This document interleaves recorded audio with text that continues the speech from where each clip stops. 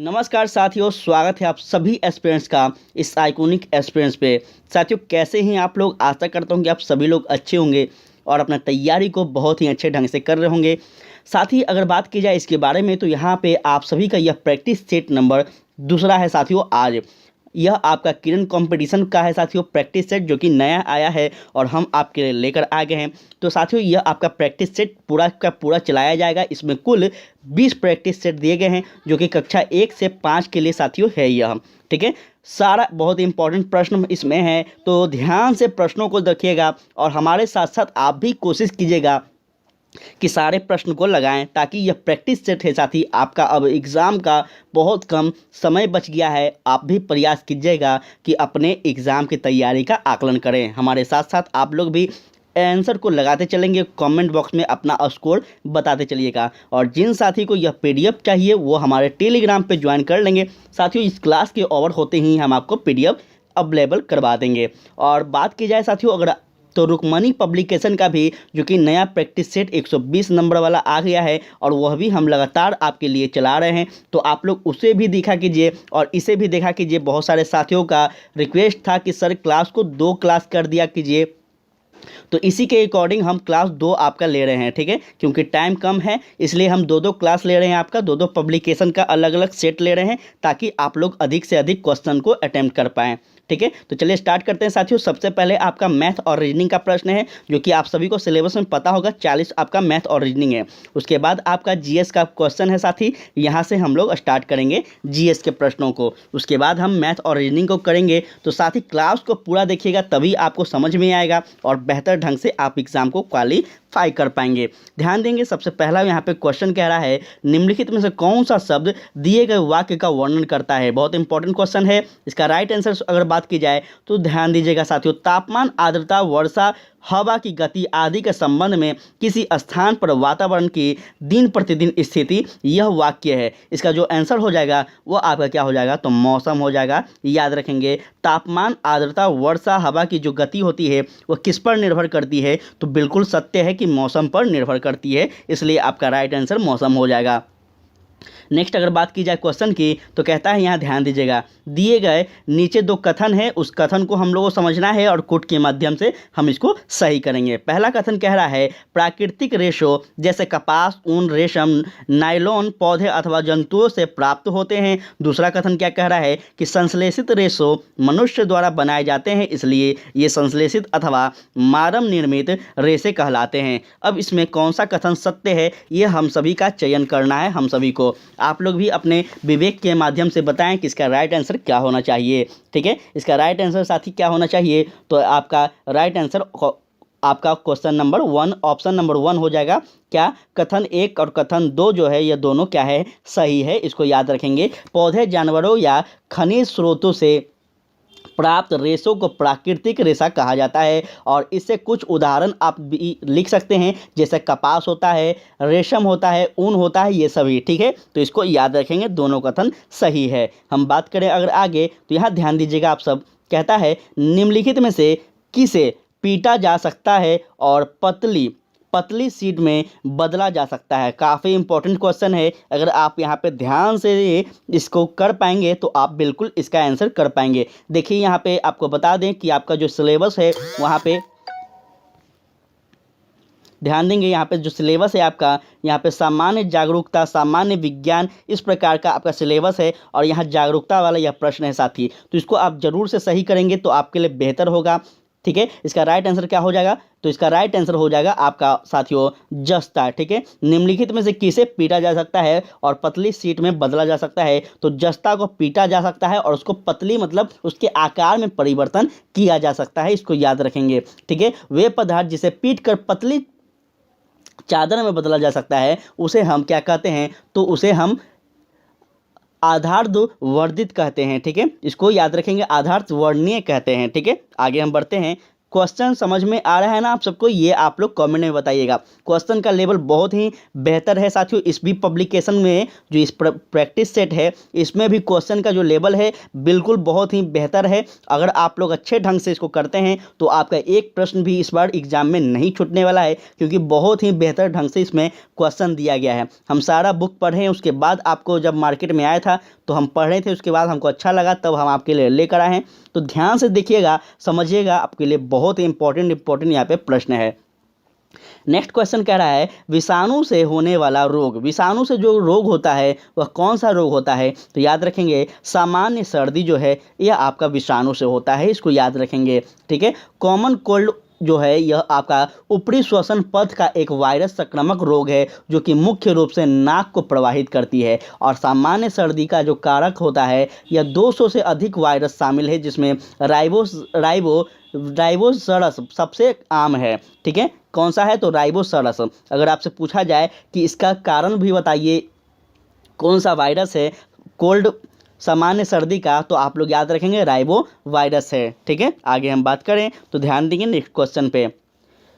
यहाँ साथ थोड़ा सा आप सब ध्यान दीजिएगा, आपका कल से साथियों क्लास अपलोड होगा कल से, क्योंकि बहुत सारे फ्रेंड्स वो सभी लगातार बोल रहे हैं कि क्लास 2 लिया कीजिए। तो हम कल से 2 प्रैक्टिस सेट आपको करवाएंगे, सुबह और शाम। ठीक है। आप सभी से रिक्वेस्ट है कि आप लोग जितना ज़्यादा हो सके इस चैनल को शेयर करा कीजिए, इस वीडियो को शेयर करा कीजिए, ताकि उन सभी एस्पिरेंट्स तक यह चैनल पहुंच पाए जो कि सुपर टेट देने वाले हैं।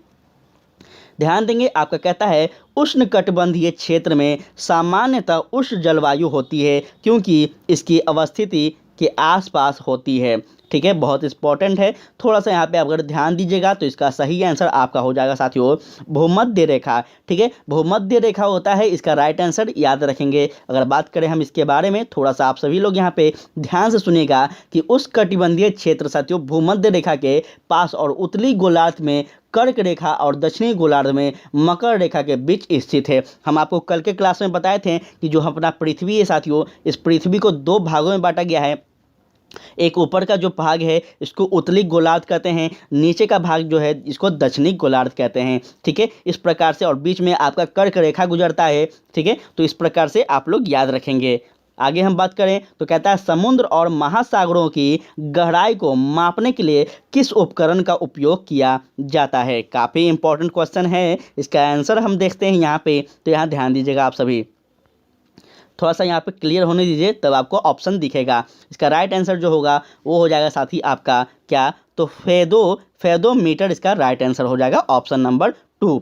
ठीक है। बात करेंगे इसके बारे में तो फेडोमीटर एक ऐसा उपकरण है जिसका उपयोग ध्वनि तरंग को सतह से नीचे तक यात्रा करने के लिए उसकी प्रतिध्वनि आपस आने में लगने वाला समय तक पानी की गहराई को मापने में किया जाता है। याद रखेंगे किस लिए किया जाता है? तो पानी को गहराई को मापने के लिए किया जाता है, और इसके उपयोग अब तटीय इलाके में ज्वार के उत्पादन और पतन के मापने के लिए भी किया जाता है। तो आप लोग से किसी भी प्रकार से यह प्रश्न पूछा जाए तो 100% हम दावा कर सकते हैं कि आप सही कर पाएंगे। कहता है यहाँ ध्यान दीजिएगा, दो वाक्य दिए गए हैं, 2 कथन दिए गए हैं, उसको कारण में हम लोग को बताना है कि कौन सा सही कारण है। कारण नंबर 1 जो कह रहा है, यहाँ ध्यान दीजिएगा, और दूसरे का कारण आर कहा गया है। नीचे दिए गए कूट की सहायता से सही उत्तर का चयन करना है। अब हम कारण नंबर ए और कारण नंबर आर पे ध्यान दीजिएगा। तो कहता है अभिकथन जो है पहला, वह कह रहा है सूक्ष्म जीव मनुष्य, जंतु और पौधे में रोग उत्पन्न करते हैं। यह आपका पहला है। सेकंड नंबर कारण हमको देखते हैं तो कहता है रोग उत्पन्न करने वाले ऐसे सूक्ष्म जीव को रोगाणु अथवा रोग जनन कहते हैं। अब इसमें से हम सभी का चयन करना है, हम सभी को, किसका राइट आंसर कौन सा होगा। इसका राइट आंसर जो होगा साथी वो आपका होगा ऑप्शन नंबर 1। ए और आर दोनों सही है, आर और ए का सही व्याख्या करता है, यह आपका राइट आंसर हो जाएगा। ध्यान दीजिएगा यहाँ पे कहना क्या चाहता है, इसका मतलब क्या होगा कि सूक्ष्म जीवी कई प्रकार के हानिकारक होते हैं, और कुछ सूक्ष्म जीव जो होते हैं जैसे मनुष्य में, पौधों में और जानवरों में रोग उत्पन्न करते हैं। ऐसे रोग उत्पन्न करने वाले सूक्ष्म जीव का रोगजनक कहा जाता है। इस बात को याद रखेंगे, इसलिए दोनों का दोनों कथन जो है यह आपका सत्य है। चलिए बढ़ते हैं हम आगे। तो यहाँ ध्यान दीजिएगा आप सब लोग, कहता है मनुष्य की लार में कौन सा एंजाइम मौजूद होता है। साथियों हमारे जो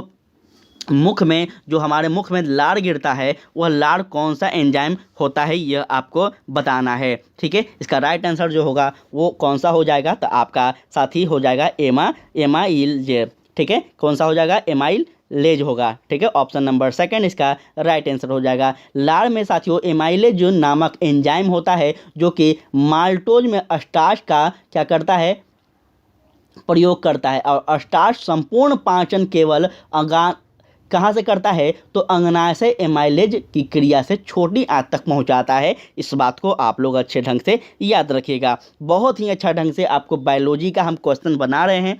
तो बायोलॉजी का पूरा आपको लगभग 300 से 400 हम क्वेश्चन का संग्रह बना रहे हैं बायोलॉजी का सिर्फ। उसमें से गारंटी है कि आपका नहीं छूटेगा। वो क्यों, क्योंकि साथियों बीपीएससी का लगभग हम 10 से 15 वर्षों का क्वेश्चन बैंक से जितना बायोलॉजी पूछा गया है उन सारे बायोलॉजी को हम उठा रहे हैं और आपको एक दिन क्लास में हम अवेलेबल करवा देंगे, या फिर आपको टेलीग्राम पे हम वहाँ पे पीडीएफ सेंड कर देंगे, आप लोग सारे पढ़ लीजिएगा। ठीक है, तो आपका बायोलॉजी जो कि साथियों साइंस में बायोलॉजी का सबसे ज़्यादा वेटेज होता है, इस बात को आप लोग देख लीजिएगा। 1-2 साल का क्वेश्चन बैंक को आप देखेंगे ना तो आपको पता चल जाएगा पैटर्न कि बीपीएससी में जो है वो साइंस में आपका सबसे ज़्यादा बायोलॉजी होता है, उसके बाद फिजिक्स होता है, केमिस्ट्री का थोड़ा सा वेटेज कम होता है। इसलिए हम बायोलॉजी का कोशिश कर रहे हैं, क्योंकि बायोलॉजी अगर आप सही कर लेंगे, अगर फिजिक्स केमिस्ट्री थोड़ा कम भी होता है तो आप स्कोर कर लेंगे। और इधर जीएस तो चल ही रहा है, आपका सामान्य अध्ययन तो चल ही रहा है। तो यहाँ ध्यान दीजिएगा, कहता है मनुष्य की, यहाँ हम लोग इस क्वेश्चन को कर लिए हैं, नेक्स्ट प्रश्नों पे चलते हैं। तो कहता है लाखों कंप्यूटर नेटवर्क का एक विशाल नेटवर्क डैश का गठन कराता है। काफ़ी इंपॉर्टेंट क्वेश्चन है, थोड़ा सा यहाँ पे समझेंगे। आप सभी का सिलेबस में इंटरनेट कंप्यूटर के बारे में भी है। ठीक है, कंप्यूटर साइंस है, आप सबको पता होना चाहिए। तो यह क्वेश्चन को आप सब सही कीजिए। क्या कह रहा है, लाखों कंप्यूटर जो है यह नेटवर्क का एक विशाल नेटवर्क है। ठीक है, नेटवर्क का एक विशाल नेटवर्क है, शब्दों को पकड़ेंगे और यह क्या कराता है, तो डैश का गठन कराता है। इसका राइट आंसर जो होगा वो आपका कौन सा होगा, तो याद रखेंगे इंटरनेट। ठीक है, क्या करता है साथियों, लाखों कंप्यूटर नेटवर्क का एक विशाल नेटवर्क इंटरनेट का गठन कराता है। इसको याद रखेंगे, काफ़ी इंपॉर्टेंट है।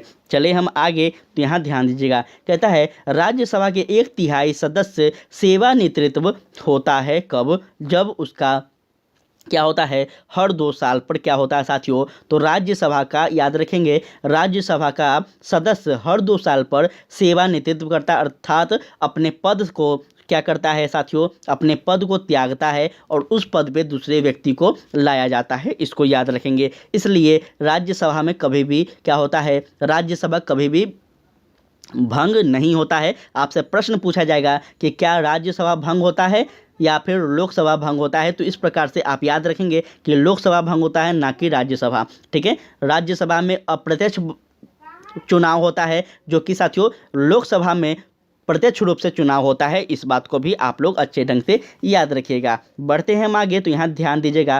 कहता है नीचे दिए गए अवकथ्य दिए गए हैं, जो कि अभिकथन 1 और अभिकारण 8 जो है यह दिए गए कुट के माध्यम से आपका सही उत्तर चयन करना है। साथियों अभिकथन जो ए है, यहाँ ध्यान दीजिएगा, मनुष्य सहित सभी जंतु भोजन बनाने में क्या है, तो असमर्थ है। यह आपका पहला कथन है। दूसरा कथन हम यहाँ देख लेते हैं, तो आप सभी बेहतर ढंग से इसका आंसर कर पाएंगे। सेकंड नंबर जो क्वेश्चन कह रहा है, यहाँ ध्यान देंगे।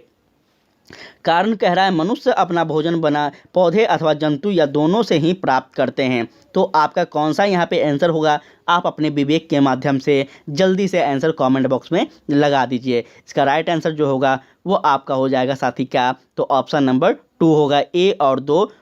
ए और आर दोनों सही है और आर ए की सही व्याख्या नहीं करता है।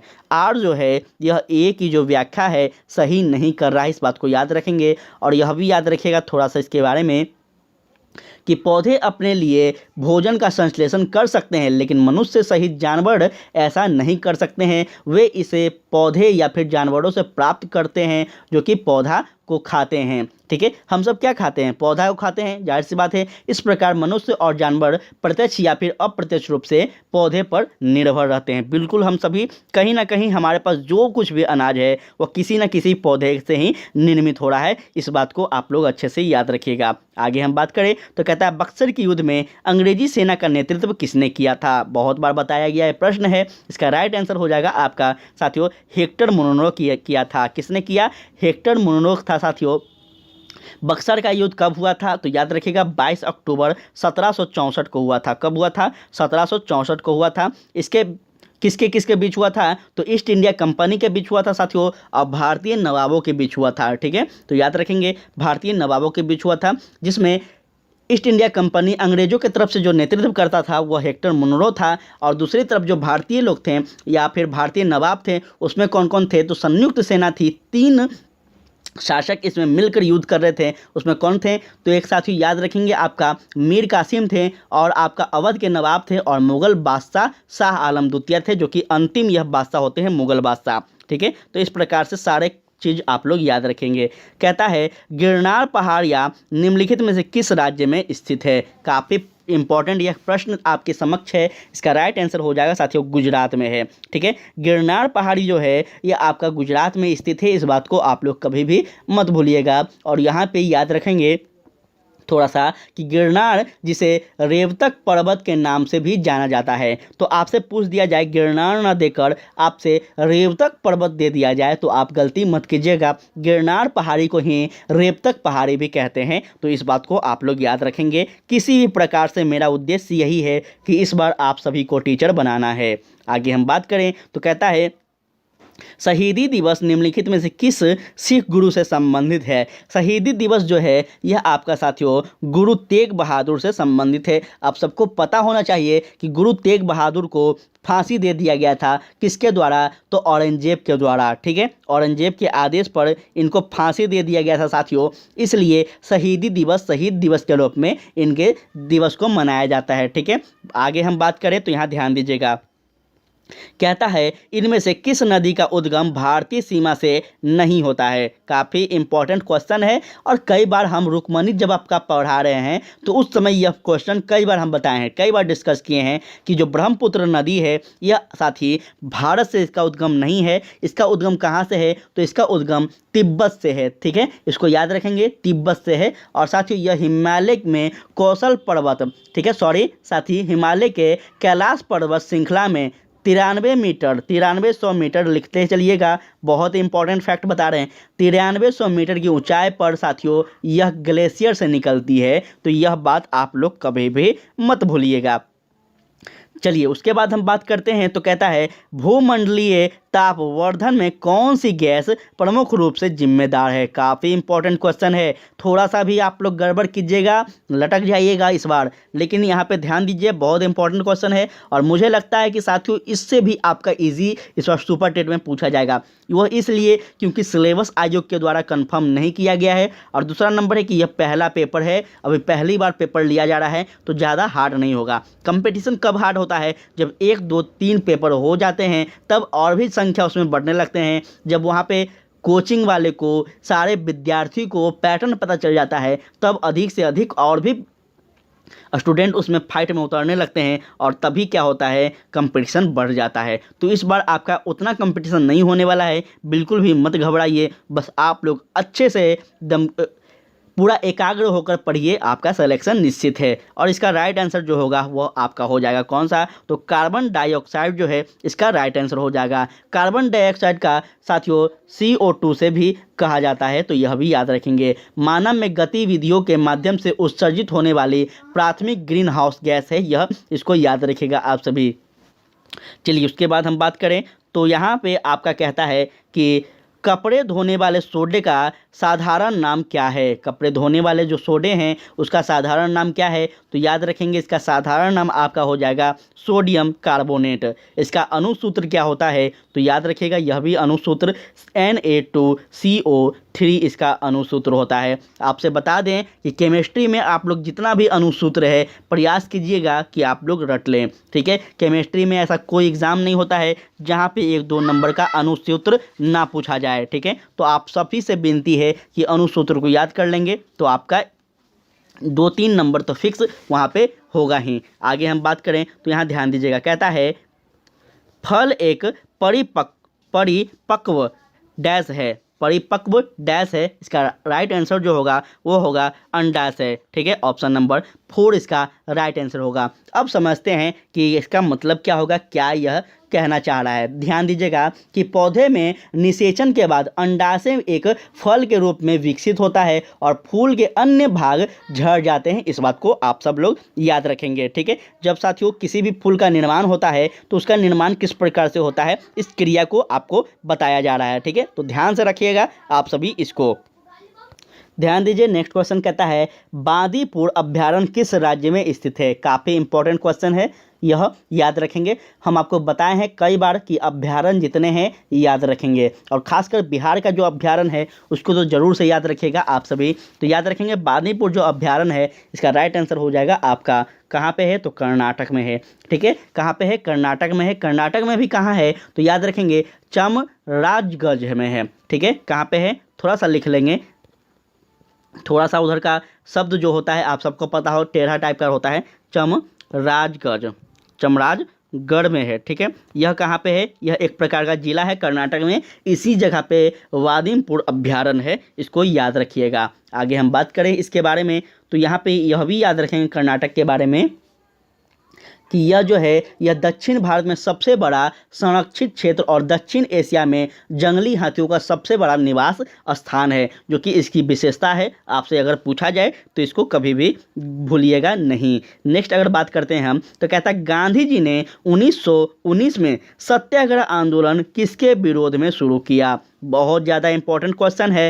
इसका राइट आंसर जो होगा वो आपका हो जाएगा रॉलेट एक्ट, ठीक है। 1919 में साथियों रॉलेट एक्ट के विरुद्ध गांधी जी ने सत्याग्रह आंदोलन शुरू किया था, याद रखेंगे। अगर डिटेल में हम बात करें तो याद रखिएगा कि इस अधिनियम के द्वारा सरकार को परीक्षण और न्यायिक समीक्षा के बिना किसी भी दंडित का अधिकार दिया गया था। रॉलेट एक्ट क्या था तो किसी भी व्यक्ति पर अगर शक हो, उस पर शक हो तो उसको गिरफ्तार किया जाता था। इसलिए इस एक्ट को काला एक्ट भी कहा गया है। इस एक्ट को बिना अपील बिना वकील के साथियों इस एक्ट को भी कहा गया है। तो यह भी आपसे याद रखेंगे, आपसे पूछ दिया जाएगा कि बिना वकील बिना अपील वाला एक्ट कौन सा है तो रॉलेट एक्ट है, ठीक है। तो इस तरह से चीज़ों को याद रखेंगे तो आप बिल्कुल सही कर पाएंगे। ध्यान दीजिएगा, फिर से आपका कथन ए और कथन आर है, ध्यान दीजिएगा। अभी कथन पहला है यहाँ पे और अभी कथन आपका आर है।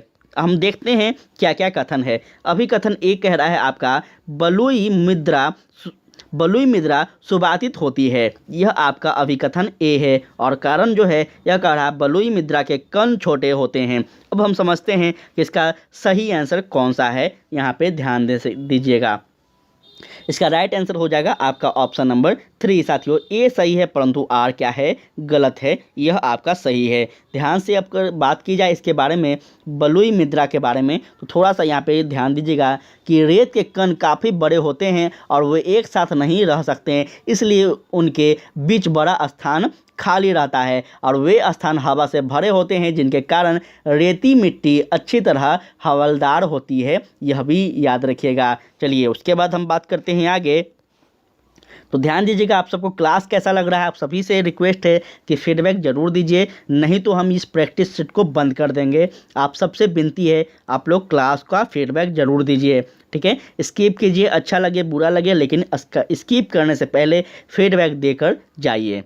चलिए यहाँ पे बात करते हैं। तो कहता है यह भारत का सबसे ऊंचा बांध है, कौन सा है इसमें से, आप सब बताएं कि इसमें से सबसे ऊंचा बांध कौन सा है भारत का। तो दामोदर घाटी जो बांध है यह सबसे ऊंचा है, इसको याद रखिएगा।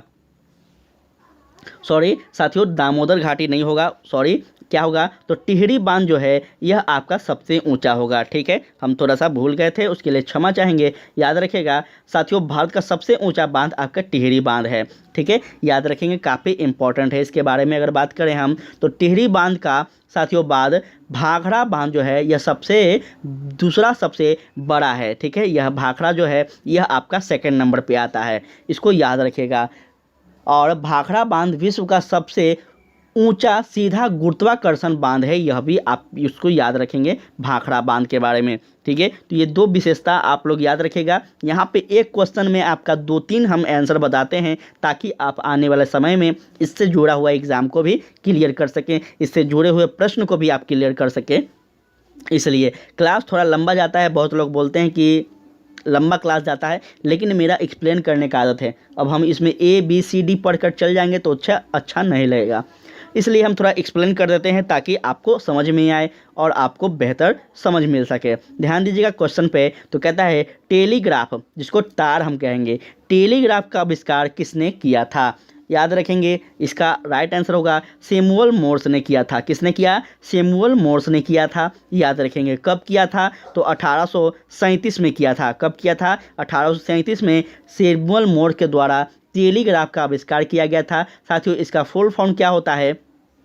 तो electric telegraph point two point text magazine system इसका था। याद रखिएगा आप सभी। हम बात करें अगर आगे, तो यहाँ ध्यान दीजिएगा। कहता है इसने स्वराज के लिए अंग्रेजों के विरुद्ध सहायता के लिए विदेश भ्रमण किया और वंदे मातरम नामक समाचार पत्र निकाला। काफ़ी इंपॉर्टेंट क्वेश्चन है। यह सब आपका स्वतंत्रता आंदोलन का प्रश्न है साथी, जो कि आपका सिलेबस में दिया गया है। याद रखेंगे, इसका राइट आंसर जो होगा वो हो जाएगा आपका मैडम भीखाजी कामा। ठीक है, मैडम भीखाजी कामा इसका राइट आंसर हो जाएगा। याद रखेंगे, वंदे मातरम एक भारतीय राष्ट्रवादी प्रकाशन था, जिसकी स्थापना मैडम भीखाजी कामा ने की थी। याद रखेंगे, अगर बात की जाए इसके बारे में, तो साथियों इसका प्रकाशन पेरिस इंडियन सोसाइटी द्वारा सितंबर 1909 में किया गया था। यह भी आपसे पूछा जाएगा कि वंदे मातरम नामक समाचार पत्र का स्थापना कब किया गया था? तो 1909 में किया गया था। याद रखेंगे, कहाँ पे? पेरिस में। नेक्स्ट क्वेश्चन कहता है आपका, यहाँ पे ध्यान दीजिएगा कि फ्रंटियर गांधी किसे कहते हैं। काफ़ी इंपॉर्टेंट क्वेश्चन है और यह कई बार हम बीपीएससी में साथी देखे हैं, इसको कई बार बीपीएससी में पूछा गया है। बीपीएससी के क्वेश्चन में यह फेवरेट क्वेश्चन ये सब है, तो आप लोग थोड़ा सा पकड़ के रहिएगा। साथियों, फ्रंटियर गांधी किसको कहते हैं? तो इसका राइट आंसर हो जाएगा, यहाँ पे ध्यान दीजिएगा, ऑप्शन पे अगर बात करें तो यहाँ ऑप्शन हम देख लेते हैं, तभी हम आंसर का चयन कर सकेंगे। ध्यान देंगे, यहाँ पे थोड़ा सा यहाँ क्लियर होने दीजिए।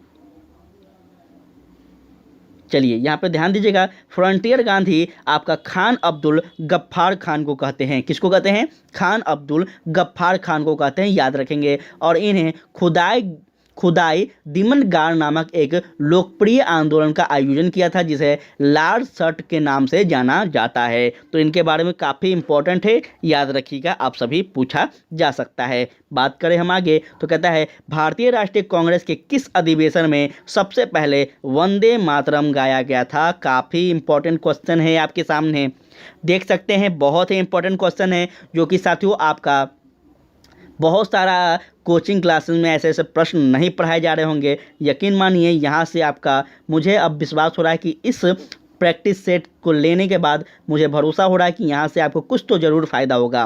क्लास को पूरा देखिएगा, कुल 20 प्रैक्टिस सेट हैं, 20 प्रैक्टिस सेट आपका यहाँ पे क्लियर करवाएंगे। क्लास को पूरा देखिएगा। इसका राइट आंसर जो होगा वो आपका हो जाएगा साथियों 1896 में। ठीक है, वंदे मातरम गीत जो है इसकी रचना किसने की थी? तो याद रखेंगे, यह भी बात आपसे पूछा जाएगा कि वंदे मातरम की रचना किसने की थी? तो बंकिम चंद्र चटर्जी ने की थी। ठीक है, संस्कृत भाषा में, यह भी याद रखेंगे, कौन भाषा में? संस्कृत भाषा में। और इसे पहली बार 1896 में कलकत्ता के साथियों भारतीय राष्ट्रीय कांग्रेस के अधिवेशन में गाया गया था। ठीक है, तो याद रखेंगे, यहाँ पे आपका 3 क्वेश्चन आपका क्लियर होता है। पहला कि साथियों आपका पूछा जाएगा वंदे मातरम है यह किसके द्वारा गाया गया था? तो याद रखेंगे बंकिम चंद्र चटर्जी के द्वारा। पूछ दिया जाएगा यह किस भाषा में था? तो संस्कृत भाषा में। पूछ देगा आपसे कि यह भारतीय राष्ट्रीय कांग्रेस के किस अधिवेशन में था? तो याद रखेंगे कलकत्ता अधिवेशन, जो कि 1896 में हुआ था। तो याद रखिएगा आप सभी, यहाँ पे आपका 3 और 4 प्रश्न जो है इस प्रकार से सही हो जाएंगे अगर इस टॉपिक पे पूछा जाए तो। याद रखेंगे, कहता है हमारे शरीर की सबसे मजबूत मांसपेशियाँ यह होती है। कौन होती है? तो हमारे शरीर की सबसे मजबूत मांसपेशियाँ हृदय की मांसपेशी होती है। इसको कभी भी आप सभी मत भूलिएगा, ठीक है। काफ़ी इंपॉर्टेंट ये क्वेश्चन है, इसको याद रखेंगे। और कहता है यहाँ पे ध्यान दीजिएगा इसके बारे में कि यह प्रत्येक धड़कन पर 2 औसत 71 ग्राम रक्त पंप करता है, ठीक है। कितना? 71 ग्राम, ठीक है, 71 ग्राम, या फिर हम कह सकते हैं 2 औसत, ठीक है। इसको बहुत ही अच्छे ढंग से याद रखेगा। हम आगे बात करें तो यहाँ पे आप सब ध्यान दीजिएगा। कथन 1, कथन 2 फिर से आपके समक्ष आ गया है, तो ध्यान दीजिएगा। कथन 1 कहता है दस्तक एक घातक बीमारी नहीं है। कथन 2 कहता है दस्तक के कारण शरीर से जल एवं लवण की क्षति हो जाती है। अब बताइए इसका कौन सा कथन सत्य है, कौन सा गलत है? इसका राइट आंसर होगा साथी आपका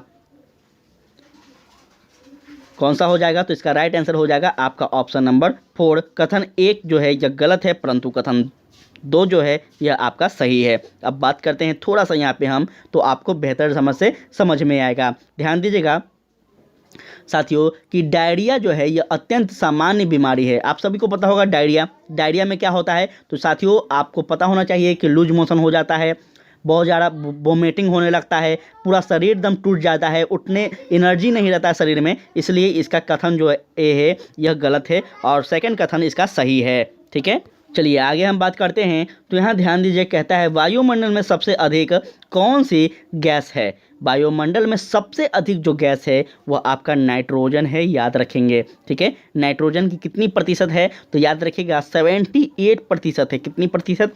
78% नाइट्रोजन वायु में है साथियों, याद रखेंगे, काफ़ी इंपॉर्टेंट है। उसके बाद आपका CO2 अर्थात ऑक्सीजन है, इसका कितना है? तो 21% है। और आपका साथियों इसमें इस प्रकार से याद रखेगा, ठीक है। यह दूसरा सबसे ज़्यादा गैस है, ठीक है। पहला नाइट्रोजन, दूसरा आपका ऑक्सीजन। अगर बात की जाए नेक्स्ट क्वेश्चन पे, तो यहाँ ध्यान दीजिएगा, कहता है किस दुर्घटना में कल्पना चावला की मृत्यु हो गई थी या फिर मौत हो गई थी?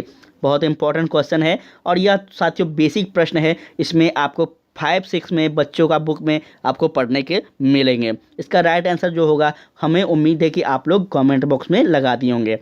इसका राइट आंसर क्या होगा?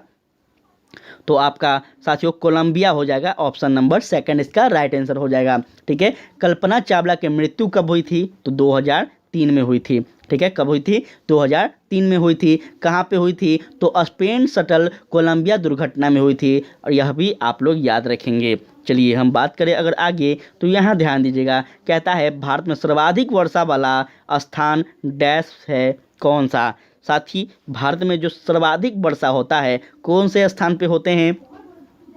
तो याद रखिएगा इसका राइट आंसर हो जाएगा आपका साथियों मौसिन राम, जो कि मेघालय में है, ठीक है। हम कल के क्वेश्चन में भी आपको बताए थे, यही प्रश्न पूछा गया था कि भारत में सर्वाधिक वर्षा किस राज्य में होता है, वह आपसे पूछा गया था कल के टेस्ट में, ठीक है। तो वहाँ पे आपको मेघालय बताए थे, यहाँ पे स्थान का भी नाम बताया गया है, तो आप बेहतर ढंग से याद रखिएगा इसको। कहता है नेक्स्ट क्वेश्चन कि मानचित्र तथा ग्लोब में एक दूसरे को काटती रेखा को क्या कहा जाता है? मानचित्र या फिर ग्लोब में जो एक दूसरे को काटती रेखा है उसको हम क्या कहेंगे? तो सामान्य है कि इसको हम कहेंगे क्या? भौगोलिक ग्रिड कहेंगे। क्या कहेंगे? भौगोलिक ग्रिड कहेंगे, याद रखेंगे। उनका उपयोग विशिष्ट क्षेत्र का पता लगाने तथा उनका वर्णन के लिए किया जाता है। इस भौगोलिक ग्रिड का क्या उपयोग क्यों करते हैं? तो किसी विशेष क्षेत्र का पता लगाने के लिए, अर्थात उसके वर्णन के लिए करेंगे, याद रखिएगा आप सभी, ठीक है। चलिए हम बढ़ते हैं आगे। तो यहाँ ध्यान दीजिएगा, आप सब लोग ध्यान से यहाँ पे आप लोग बताइएगा कि आप लोगों को प्रश्न कैसा लग रहा है। देखिए प्रश्न का लेवल बहुत ही बेहतर है, हम यकीन मानिए, हम बता रहे हैं आप सभी को कि प्रश्न का लेवल बहुत अच्छा है। आप सभी बिल्कुल भी मिस मत कीजिएगा, बिल्कुल मिस मत कीजिएगा, और गारंटी मुझे भरोसा हो रहा है कि यहाँ से आपका क्वेश्चन आ सकता है। भारतीय संविधान द्वारा कितनी भाषाओं को मान्यता दी गई है? भारतीय संविधान द्वारा कितनी भाषा को मान्यता दी गई है? तो कई बार बताए हैं 22 भाषाओं को मान्यता दी गई है, याद रखेंगे। साथियों, संविधान की 8वीं अनुसूची में यह सभी शामिल हैं। कितने भाषाएं हैं? तो 22 भाषाएं। पूछा जाएगा कि संविधान के किस अनुसूची में है? तो 8वां अनुसूची में है। और यह भी याद रखिएगा कि साथियों, हमारे हिंदी भाषा को राष्ट्रीय भाषा की दर्जा दी गई है, राज्य भाषा की दर्जा दी गई है। आगे हम बात करें तो यहाँ ध्यान दीजिएगा, कहता है, थोड़ा सा यहाँ ध्यान दीजिएगा, मादा एनोफिलीज मच्छर के काटने से कौन सी बीमारी होती है? मादा एनोफिलीज मच्छर को काटने से कौन सा बीमारी होती है? तो ये मलेरिया होती है, जो कि बेसिक सी प्रश्न था। कई बार बताया गया है कि मादा जो मच्छर होता है वह काटता है तो क्या होता है? मलेरिया होता है। और मलेरिया एक प्लाज्मोडियम नामक परजीवी से होता है, इसको याद रखेंगे। कौन से परजीवी? तो प्लाज्मोडियम प्लेजिस। ठीक है, चलिए बढ़ते हैं हम आगे। तो यहाँ ध्यान दीजिएगा आप लोग, प्रश्न नंबर 75 की ओर बढ़ गए हैं। नालंदा विश्वविद्यालय की स्थापना किस शताब्दी में की गई थी? नालंदा विश्वविद्यालय की जो स्थापना की गई थी यह आपका 5वीं शताब्दी में की गई थी, याद रखेंगे। किसके द्वारा की गई थी यह भी बात आपसे पूछा जाएगा। उससे पहले हम बता दें आपको कि नालंदा विश्वविद्यालय 5वीं शताब्दी में की गई थी और यह बौद्ध धर्म से संबंधित शिक्षा का एक महत्वपूर्ण केंद्र था। यहाँ पे थोड़ा सा आप लोग आगे हम बात करें तो ध्यान दीजिएगा, नेक्स्ट क्वेश्चन पे कहता है आप सभी को यह बताना है कि यह किसके शासनकाल में नालंदा विश्वविद्यालय का स्थापना किया गया था। ठीक है, यह आपका होमवर्क है, आप लोग बताइएगा, गूगल करके बताइएगा या फिर कैसे भी बताइएगा, लेकिन बताइएगा ताकि आप लोग एक क्वेश्चन को और भी जान पाएँ। अगर बात करें हम ना आगे तो यहाँ ध्यान दीजिएगा, कहता है बिहार की कौन सी पर्वतारोही ने माउंट एवरेस्ट की चोटी पर विजय प्राप्त किया है? बहुत इंपॉर्टेंट क्वेश्चन है। इसका राइट आंसर जो होगा वो आपका श्रीमती निरुपमा अग्रवाल हो जाएगा, याद रखेंगे। बिहार की श्रीमती निरुपमा अग्रवाल जो है साथियों, यह पर्वतारोही ने माउंट एवरेस्ट की चोटी पर विजय प्राप्त किया है और माउंट एवरेस्ट चढ़ने वाली ये वह बिहार की प्रथम महिला बन गई हैं। तो बहुत इंपॉर्टेंट है, बिहार के संदर्भ में आपसे पूछा जाएगा क्योंकि आपको थोड़ा सा बिहार स्पेशल भी पढ़ना है। ठीक है, तो याद रखिएगा इस बात को।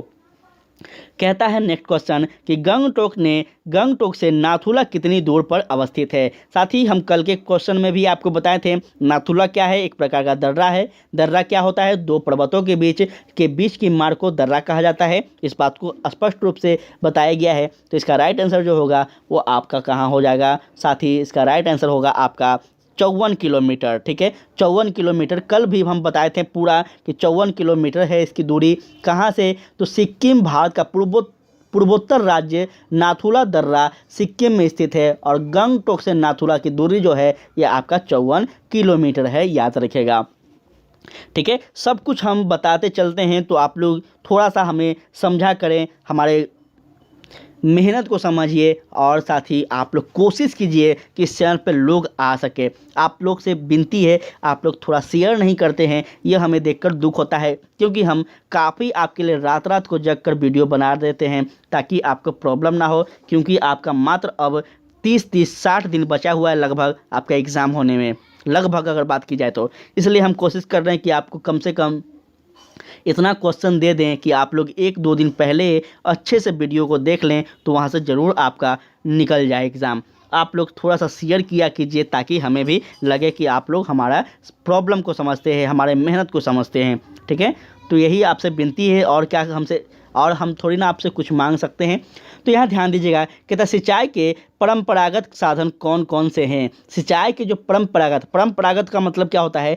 पारंपरिक, पुराना रीति रिवाज। ठीक है, जो चलता आ रहा है।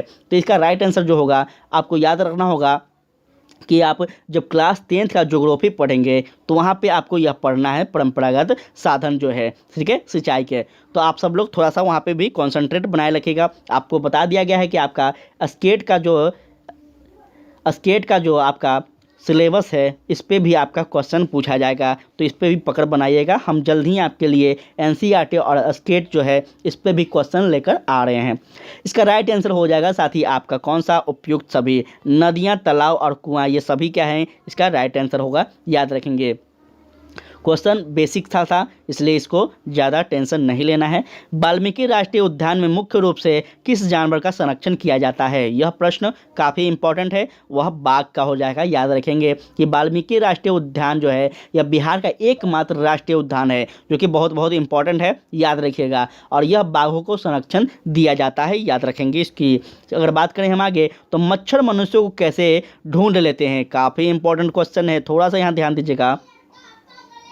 कह रहा है मच्छर मनुष्य को कैसे ढूंढ लेते हैं। अब आप बताइए कि मच्छर कैसे ढूंढ लेता है भाई? तो मच्छर ढूंढता है मनुष्य को कैसे? मनुष्य के शरीर की गंध से, ठीक है। मनुष्य की शरीर के गंध से मच्छर क्या करता है? अपने शिकार को ढूंढ लेता है। यह आपका कथन सही है। अगर बात करें हम आगे तो कहता है पाल वंश के किस शासक ने विक्रमशिला विश्वविद्यालय की स्थापना की? काफ़ी इंपॉर्टेंट क्वेश्चन है, ध्यान से समझेंगे। इसका राइट आंसर जो होगा वो आपका होगा धर्मपाल के द्वारा, ठीक है। पाल वंश के शासक धर्मपाल के द्वारा विक्रमशिला विश्वविद्यालय की स्थापना की गई। कब की गई? तो यह याद रखेंगे 13वीं शताब्दी में।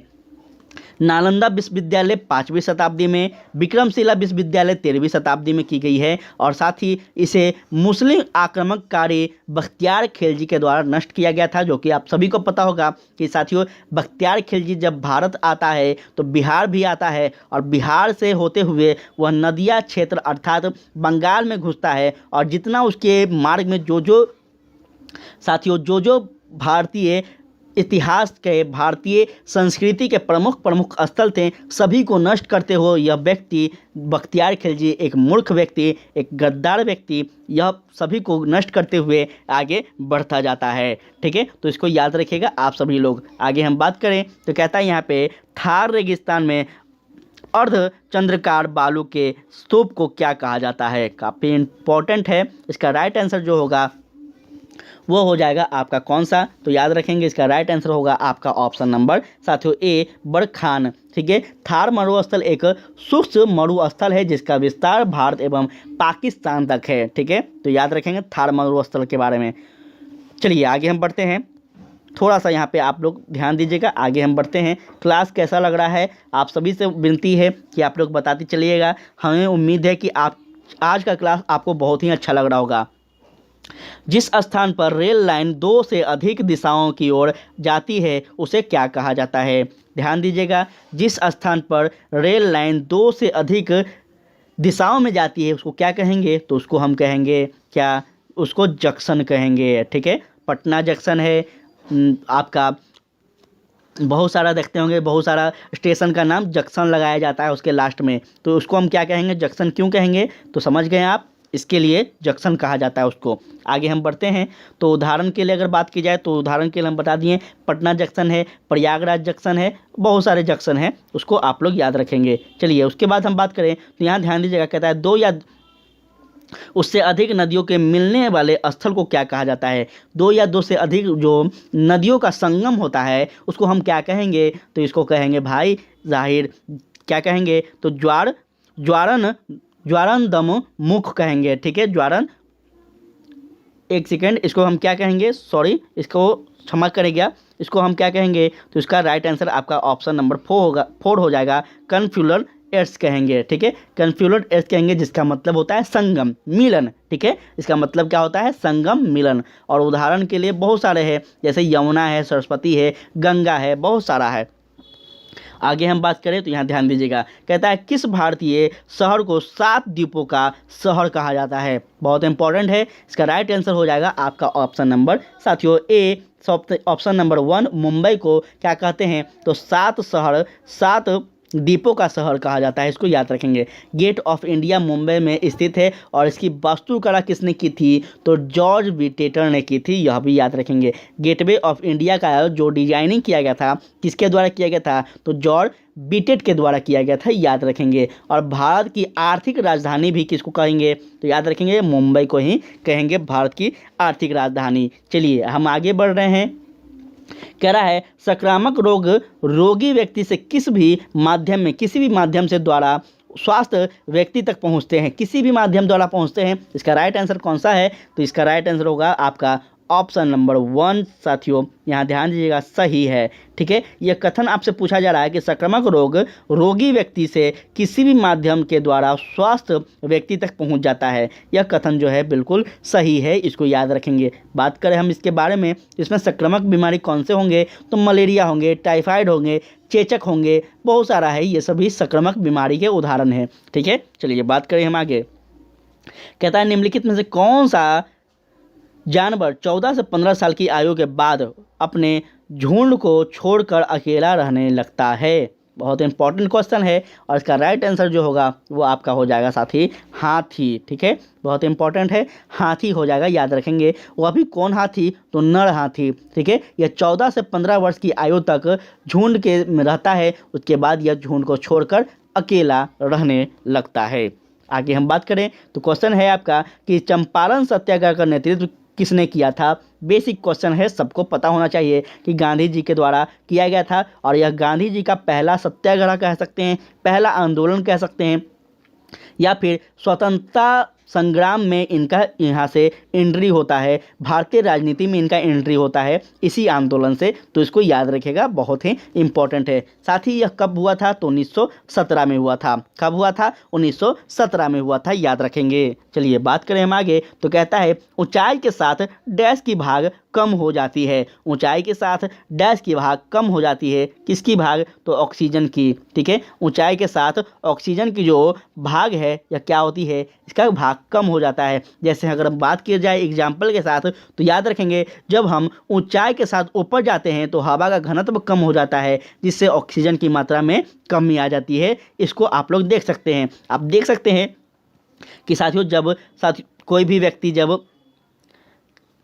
कहाँ जाता है, जब वह ऊपर जाता है, मतलब हम कह सकते हैं, माइंड में अभी नहीं आ रहा है, उसको क्या कहेंगे, थोड़ा सा भूल रहे हैं हम। ठीक है, हम कमेंट बॉक्स में बता देंगे, टेंशन मत लीजिए, हम थोड़ा सा भूल रहे हैं, उसको क्या कहेंगे हम, शायद थोड़ा सा हमको अभी याद नहीं आ रहा है, मतलब ध्यान है, कह नहीं पा रहे हैं इस चीज़ को। चलिए आगे हम बढ़ते हैं टाइम वेस्ट ना करते हुए। कहता है जाड़े में उगाई जाने वाली फसल को कहा जाता है क्या। जाड़े में जो फसल उगाई जाती है उसको रबी फसल कहते हैं, याद रखेंगे, जिसमें गेहूं, जौ, चना, मटर, मसूर ये सभी आएंगे आपका। ठीक है, इसको याद रखिएगा। चलिए आगे हम बढ़ते हैं, ये सब बच्चे वाला क्वेश्चन है तो इसको ज़्यादा टाइम मत लीजिए। निम्नलिखित में से कौन भारत की प्रमुख भूमि को रामेश्वरम द्वीप में से अलग करता है। निम्नलिखित में से कौन भारत की मुख्य भूमि को रामेश्वर द्वीप से अलग करता है। काफ़ी इंपॉर्टेंट क्वेश्चन है, इसका राइट आंसर होगा आपका साथियों पंबन चैनल। ठीक है, पंबन चैनल है, याद रखेंगे। अब आप कंफ्यूज यहाँ होंगे कि सर चैनल क्या है। चैनल तो हम लोग टीवी पे देखते हैं, यहाँ पे क्या है, ध्यान दीजिएगा साथियों। किसी भी दो देशों के बीच अगर समुद्र होता है, ठीक है, ध्यान दीजिएगा, जैसे मान के चलिए यहाँ पे भारत है, यहाँ पे श्रीलंका है, फॉर एग्जाम्पल बता रहे हैं, तो बीच में आप सभी को पता होगा समुद्र है। ठीक है, तो इस बीच में साथियों दोनों देशों की जो सीमाएं होंगी वह एक काल्पनिक रेखा के माध्यम से खींची जाती है, जिसको हम चैनल कहते हैं। ठीक है, कोई दिक्कत, यहाँ हम आसान शब्द में आपको बताने का कोशिश किए हैं। आप समझ लीजिएगा कि भारत के साथ समुद्री सीमा कौन कौन देश झांसा करता है, यह आप लोग ध्यान से समझ लीजिएगा आगे। ठीक है, चलिए हम बात करें अगर नेक्स्ट क्वेश्चन की, तो यहाँ ध्यान दीजिएगा, इम्पोर्टेंट आज का यह प्रश्न है, हमें भी देखकर अच्छा लग रहा है। इसमें ध्यान दीजिएगा, एक कहता है एक चक्रवात को दुनिया के विभिन्न हिस्सों में अलग अलग नामों से जाना जाता है, जापान में इसे क्या कहा जाता है।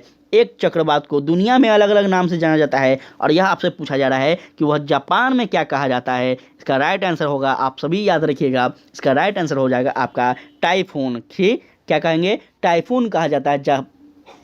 चक्रवात को जापान में क्या कहेंगे, तो टाइफून कहेंगे। चलिए बढ़ते हैं हम आगे, तो याद रखेंगे, कहता है बिजली की क्षमता वाली लोहे की छड़ पर इनमें से किसका लेप किया जाता है। बहुत इंपॉर्टेंट क्वेश्चन है, इसका राइट आंसर हो जाएगा आपका कौन सा, तो याद रखेंगे साथियों जस्ता हो जाएगा। ठीक है, जस्ता हो जाएगा, याद रखेंगे, काफ़ी इंपॉर्टेंट क्वेश्चन है। चलिए बढ़ते हैं हम आगे, तो कहता है भारत के किस राज्य में ग्रामीण ओलंपिक्स का आयोजन प्रत्येक वर्ष होता है? काफ़ी इंपॉर्टेंट प्रश्न है, इसका राइट आंसर होगा पंजाब में। ठीक है, पंजाब का ग्रामीण ओलंपिक प्रतिवर्ष जनवरी और फरवरी के बीच लुधियाना पंजाब के पास आयोजित किया जाता है। आप सबको बता दिए हैं पूरा डिटेल में, चाहें तो वहां जा सकते हैं उस महीने में। ध्यान दीजिएगा, बैरोमीटर डैश मापता है। बैरोमीटर क्या मापता है? तो याद रखेंगे, बैरोमीटर जो है ये आपका वायुमंडलीय दबाव को मापता है। किसको मापता है? तो वायुमंडलीय दबाव को मापता है और बैरोमीटर का उपयोग किया जाता है। इसको याद रखेंगे, एक बुनियादी बैरोमीटर में एक बेसिन में पारा तत्व का उपयोग होता है और बैरोमीटर जो है यह दो प्रकार का होता है, एक मकड़ी और एक एनराइड। ठीक है, तो यह भी आप सब याद रखेंगे। चलिए बढ़ते हैं हम आगे। तो कहता है भारत में शिक्षक दिवस डैश तारीख को मनाया जाता है। अब यह प्रश्न भी बताने वाला नहीं है, आप सबको पता होना चाहिए। आप बिहार के शिक्षक बनने वाले हैं, बिहार के भावी टीचर बनने वाले हैं और ऐसे भी कॉमन बात है, यह तो हमें लगता है कि क्लास 1-2 का बच्चा बता देगा। तो यह प्रश्न मुझे नहीं ज़रूरत है कि लगता है बताना पड़ेगा, फिर भी याद रखेंगे। कब? तो 5 सितंबर को। ठीक है, किनके जन्मदिन के अवसर पर मनाया जाता है यह आपको बताना है, क्योंकि आप एक शिक्षक बनने वाले हैं। कम से कम इतना पता होना चाहिए आपको। जब आपके विद्यालय में यह शिक्षक दिवस मनाया जाएगा तो उस दिन स्पीच आप दीजिएगा तो क्या दीजिएगा, आप लोग यहाँ पे थोड़ा सा बताइएगा। ध्यान दीजिए कि कहता है बिहार में कितने ज़िले हैं। बिहार में आपको जाहिर सी बात है, बिहार में कितने ज़िले हैं? 38 ज़िले हैं। ठीक है, याद रखिएगा 38 जिला है। 38वां जिला कौन सा है? तो अरवल है। सबसे नवीनतम जिला अरवल है, इसको याद रखेंगे, जिससे जहानाबाद से इसको अलग किया गया है। आगे हम बात करें तो कहता है एक या एक से अधिक पोषक तत्व की कमी के कारण होने वाला रोग को कहते हैं क्या? तो याद रखेंगे, उसको हम कहेंगे अभाव जन्य रोग। ठीक है, क्या कहेंगे? अभाव जन्य रोग कहेंगे। इसको याद रखेंगे। डिफिशियंसी डिसीज कहलाता है। शरीर के सभी अंग के सुचारू रूप से काम करने के लिए विभिन्न पोषक तत्व की आवश्यकता होती है। यह भी बात आप सब लोग याद रखेंगे। और हम आपका 99 नंबर प्रश्नों पे पहुंच गए हैं। आप लोग जरूर बताइएगा कि आप कितना स्कोर किए हैं, अभी तक कितना क्वेश्चन आप सही कर पाए हैं, यह आपको ईमानदारी पूर्वक बताना है। गर्म करने पर ठोस के द्रव्य के बदलने की क्रिया को क्या कहेंगे? तो इसको कहेंगे साथी हम क्या? गलना कहेंगे। याद रखेगा, क्या कहेंगे? गलना कहेंगे। उसके बाद हम बात करें नेक्स्ट क्वेश्चन पे, इनमें से कौन सा एक पानी का गुण नहीं है? पानी का जो गुण नहीं है वो कौन सा नहीं है? तो इनमें से कोई भी चीज़ धुल नहीं सकती। यह आपका यह क्या है? रंगहीन होता है, यह गंधहीन होता है, यह स्वादहीन होता है। ठीक है, तो इस प्रकार से आपका ऑप्शन नंबर 4 जो है यह राइट आंसर होगा। पानी जो है यह रंगहीन है, गंधहीन है, स्वादहीन है, सर्वश्रेष्ठ विलेय है। इसको याद रखेंगे। पानी का कोई रंग है क्या? नहीं है। गंध है क्या? नहीं है। स्वाद है क्या? नहीं है। तो इसका राइट आंसर क्या होगा? 4 होगा। कोई दिक्कत नहीं है। चलिए आगे हम बढ़ते हैं। ध्यान दीजिएगा, यहाँ पे आप सब लोग थोड़ा सा क्लियर होने दीजिए। कहता है कोल्हुआ, जो कि बिहार का प्रसिद्ध ऐतिहासिक स्मारक है, कहाँ है? याद रखेंगे, यह आपका साथी कहाँ है? तो अशोक स्तंभ है। क्या है? कोल्हुआ बिहार की एक प्रसिद्ध ऐतिहासिक स्मारक कौन सा है? तो आपका अशोक स्तंभ है। याद रखेंगे। और यह कहाँ पे है? तो यह आपका मुजफ्फरपुर जिला में स्थित है। इसका निर्माण कब किया था? तो इसका निर्माण मौर्य सम्राट अशोक बलुआ पत्थर से करवाया था। यह भी आप लोग याद रखिएगा। बढ़ते हैं हम आगे। तो फिर से आपका आ गया है अभिकथन ए का कारण आर। चलिए इस पे ध्यान देंगे। अभिकथन ए कह रहा है क्या? कि पेड़ पौधों को ज़्यादातर पानी बारिश से मिलता है। यह आपका ऑप्शन नंबर 1 है। आर क्या कह रहा है? कि बारिश आते ही पेड़ पौधे खिल उठते हैं। बिल्कुल दोनों कथन मेरे ख्याल से सही होना चाहिए। देख लेते हैं कौन सा सही है। कूट के माध्यम से अगर बात करें हम, इसका राइट आंसर होगा आपका ऑप्शन नंबर 2। ए और आर दोनों सही है, परंतु आर ए की सही व्याख्या नहीं करता है। यह आपका सही होगा। ठीक है, चलिए बढ़ते हैं हम आगे। तो याद रखेंगे, आपका क्वेश्चन नंबर 103 है, बीजों के अंकुरण के लिए निम्न में से किसकी ज़रूरत नहीं होती है? बीजों के अंकुरण जो निकलते हैं साथी, किस लिए? तो इसका अंधेरा जो है इसकी ज़रूरत नहीं है। अब बात करें इसके बारे में तो यह भी याद रखिएगा कि साथी बीजों के अंकुरण के लिए पानी, हवा एवं प्रकाश की आवश्यकता होती है, ना कि अंधेरा की। ठीक है, अंधेरा से क्या फ़र्क पड़ता है? ठीक है, कोई फ़र्क नहीं पड़ता है। प्रकाश होना चाहिए, हवा होना चाहिए, पानी होना चाहिए, तभी तो उसको एनर्जी मिलेगा। प्रकाश संश्लेषण प्राप्त कर पाएगा और फिर वह वृक्ष बढ़ पाएगा। आगे हम बात करें तो कहता है वैज्ञानिक जो अंतरिक्ष की विभिन्न वस्तुओं तथा तारा, चंद्रमा, ग्रह आदि का अध्ययन करते हैं क्या कहलाते हैं। काफ़ी इंपॉर्टेंट क्वेश्चन है, याद रखेंगे। इसको क्या कहेंगे हम, तो खगोलविद कहेंगे। जो वैज्ञानिक अंतरिक्ष का अध्ययन करते हैं, चंद्रमा का अध्ययन करते हैं, ग्रह का अध्ययन करते हैं, उसको हम खगोलविद कहेंगे। ठीक है, खगोल शास्त्री कहेंगे। ठीक है, इसको याद रखिएगा। बढ़ते हम आगे तो याद रखेंगे सूक्ष्म जीवों को केवल डैश से देखा जा सकता है। साथ ही इसका क्वेश्चन का जो आंसर होगा, बेसिक प्रश्न है, इसका मुझे नहीं लगता है कि बताना चाहिए। ठीक है, इसका आंसर क्या होगा, सूक्ष्म जीव। सूक्ष्म जीव मतलब एकदम छोटे से छोटे जीवों को हम किससे देखते हैं, तो याद रखेंगे। साथ ही इसका राइट आंसर होगा सूक्ष्मदर्शी, अर्थात माइक्रोस्कोप से देखते हैं। आप सभी जब टीचर बनेंगे, कोई इसमें से साइंस का भी टीचर बनने वाले होंगे, तो वो अपने लैब में अपने विद्यार्थियों को जब यह सूक्ष्म जीव के बारे में जानकारी देंगे तो उनको माइक्रोस्कोप से ये सभी चीज़ दिखाएंगे, इसलिए इसको याद रखिएगा। चलिए बात करें हम आगे, तो यहाँ ध्यान दीजिएगा। कहता है जंतु जिसके शरीर पर कठोर कवच होता है तथा अधिकांशतः पानी में रहता है। कौन सा है साथियों, पानी में रहता है। तो इसको आप अब समझ गए होंगे इसमें कौन सा होगा। तो साथ ही इसका राइट आंसर हो जाएगा आपका यहाँ पे राइट आंसर हो जाएगा आपका क्या, तो इसका राइट आंसर होगा आपका कछुआ। ठीक है, जो कि एक कठोर है साथियों। कछुआ जो है, इस पे ऊपर में जो परत होता है इतना हार्ड होता है कि अगर इस पे भारी से भारी भी अगर कोई गाड़ी चढ़ जाए, फिर भी इस कछुए के कुछ भी नुकसान नहीं होगा। ठीक है, तो इसको याद रखिएगा आप सभी। चलिए बात करें हम आगे। कहता है दूरी को मापने की जो इकाई है उसको क्या कहेंगे। दूरी को जो मापा जाता है उस इकाई को हम क्या कहेंगे, तो उसको हम कहेंगे किलोमीटर। ठीक है, आप सभी गाड़ी चलाते होंगे, वाहन चलाते होंगे, तो आप सभी उसमें क्या मापते हैं, किलोमीटर ही मापते हैं ना, कि आज हम 2 किलोमीटर चले हैं, 5 किलोमीटर चले हैं। तो इस प्रकार से आप सब याद रखिएगा। हम बढ़े आगे, तो कहता है डायरिया का प्राथमिक उपचार क्या है। डायरिया का जो प्राथमिक उपचार है वो आपका क्या है, तो याद रखेंगे इसका आपका ORM का घोल है। ठीक है, OMR जो आता है, ORM, सॉरी साथियों हम भूल गए, OMR। ठीक है, यह घोल है साथियों, एक प्रकार का एनर्जी बूस्टर कह सकते हैं आप। इसको पीने से क्या होता है, जब डायरिया होता है तो डायरिया क्या होता है, अभी हम जरूर ऊपर के स्लाइड में फिर से बताए हैं कि डायरिया जब होता है तो व्यक्ति में क्या होता है, अधिक से अधिक वोमिटिंग होता है, लूज मोशन होता है और शरीर को पूरी तरह से तोड़ दिया जाता है, पूरा तरह से मतलब उसके एनर्जी को ख़त्म कर दिया जाता है इसमें।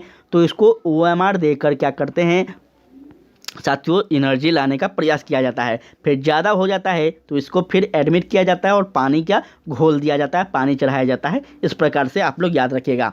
बढ़ते हैं हम आगे, तो कहता है निम्नलिखित कथनों में असत्य कथन को चुनिए। चलिए चुनते हैं हम लोग असत्य कथन को।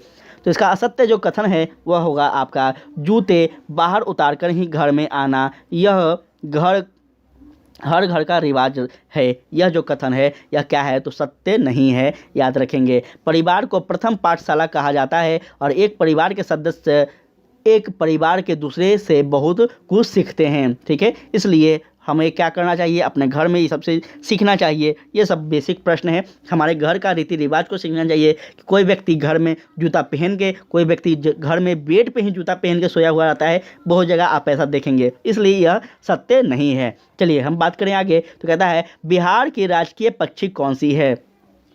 यह प्रश्न बहुत इंपॉर्टेंट है, इसका याद रखिएगा आप सभी। यह राइट आंसर होगा आपका ऑप्शन नंबर साथियों 3, गौरैया जो है यह बिहार की राष्ट्रीय क्या है, तो राजकीय पक्षी है, राष्ट्रीय पक्षी है, याद रखेंगे। अगर बात की जाए अन्य, तो याद रखेंगे आपसे पूछ दिया जाए कि बिहार का राजकीय पक्षी ना पूछकर राजकीय पशु पूछ दिया जाए, तब क्या कीजिएगा आप, तब याद रखेंगे पशु कौन है, बैल है। राजकीय फूल कौन है, गेंदा है। राजकीय मछली कौन है, मांगुर है। ठीक है, और आपका राष्ट्रीय गीत कौन सा है, तो हम यह भी याद रखिएगा कि हम भूल रहे हैं उसको, हम कंठ के पालनहार, कुछ ऐसा करके गीत है जो कि आप सबको याद रखना है। आप सब विद्यालय में जब टीचर बनेंगे तो यही गीत आपके सामने गाया जाएगा बच्चों के द्वारा।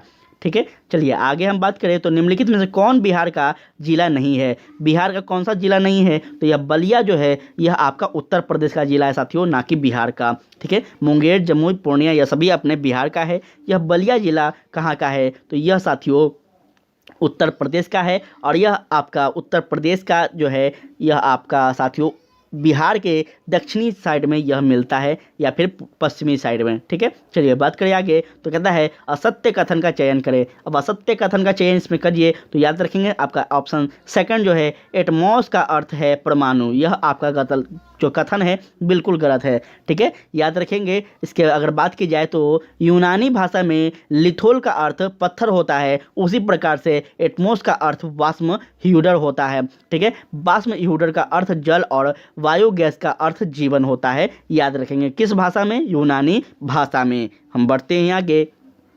तो कहता है अत्यधिक ऊंचाई पर पर्वतारोहियों का किस प्रकार की समस्याओं का सामना करना पड़ता है? वह काफ़ी इंपॉर्टेंट क्वेश्चन है और इसका राइट आंसर हो जाएगा आपका ऑप्शन नंबर साथियों अत्यधिक ठंड और ऑक्सीजन की कमी। ठीक है, बहुत ही इंपॉर्टेंट है। अत्यधिक ऊंचाई पर पर्वतारोहियों को बारिश, आंधी, तूफान, अत्यधिक ठंड, ऑक्सीजन की कमी की समस्या का सामना करना पड़ता है, जो कि साथी आप सबको इसका समझना चाहिए, इस बात को, इस फीलिंग को समझना चाहिए। जो पर्वतारोही होते हैं वह कितना कष्ट से पर्वत को विजय करते हैं और अपने देश का, अपने राज्य का नाम रोशन करते हैं। ध्यान दीजिएगा। थोड़ा सा आपका अब मात्र 6 क्वेश्चन बच गया है, 6 प्रश्न, तो थोड़ा सा आप लोग पेशेंस बनाए रखेंगे। सिक्किम राज्य की मुख्य नदी कौन है? सिक्किम राज्य की जो मुख्य नदियां हैं वह कौन है नदी है? तो याद रखेंगे आपका साथी